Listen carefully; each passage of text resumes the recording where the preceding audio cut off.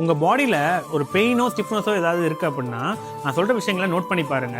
அது எதனால வந்திருக்குங்கிறத ஈஸியா ஃபைண்ட் அவுட் பண்ண முடியும். நீங்க தினமும் காலைல எந்திரிக்கிறப்ப உங்க உடம்புல ஒரு பெயினோ ஸ்டிஃப்னஸோ இருக்கு, ஆனா டே போக போக ஏதோ ஒரு மூவ்மெண்ட் பண்ண அந்த பெயின் ஸ்டிஃப்னஸ் கம்மியாகுது அப்படின்னா அது இன்ஃப்ளமேட்டரி கண்டிஷன் தான். ஸோ இந்த இன்ஃப்ளமேட்டரி கண்டிஷன்ஸ் அப்படின்னா இந்த ப்ரோஷன் சொல்ற கேள்விப்பட்டிருப்பீங்க.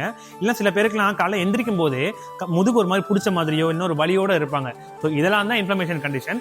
காலைல போக போக போக போக இது நிறைய பேருக்கு இது பெட்டர் ஆயிடும். இந்த செகண்ட் டைப் பாத்தீங்க அப்படின்னா காலைல எந்திரிக்கும் போது நல்லா இருக்கு, பட் டே போக போக போக போக என் உடம்புல பெயினோ ஒரு ஸ்டிஃப்னஸோ ஃபீல் ஆகுது அப்படின்னா அது ஒரு ஓவர் யூஸ் பெயின் சொல்லுவோம். இல்லை அப்படின்னா ஒரு ஆக்டிவிட்டி மூவ்மெண்ட் ரிலேட்டட் பெயின் நம்ம சொல்லுவோம். ஃபார் எக்ஸாம்பிள் ஃபோன் ஏதோ யூஸ் பண்றீங்க அப்படின்னா நெக்ல ஒரு ஸ்டிஃப்னஸோ பெயினோ வரும். இந்த முட்டி தேய்மானம் ஆன பர்சன்ஸ்க்கெல்லாம் நடக்கும் போது படிக்கட்டு ஏறும் போது ஒரு பெயின் வரும். இல்லை அப்படின்னா ரொம்ப நேரம் உட்காந்துருக்கனால முதுகுல ஸ்டிஃபாவோ இல்லைன்னா ஒரு பெயின் ஃபீல் பண்ணுவாங்க. இதெல்லாம் காலையில நல்லா இருக்கும், பட் போக போக தான் இந்த மாதிரி பெயின் உங்க உடம்புல ஃபீல் ஆகும். பிசியோதெரபிஸ்டா பெயின் பேட்டர்னை நாங்கள் இப்படி தான் டயக்னோஸ் பண்ணுவோம். ஆனா இது கம்ப்ளீட் டயக்னோசிஸ் கிடையாது.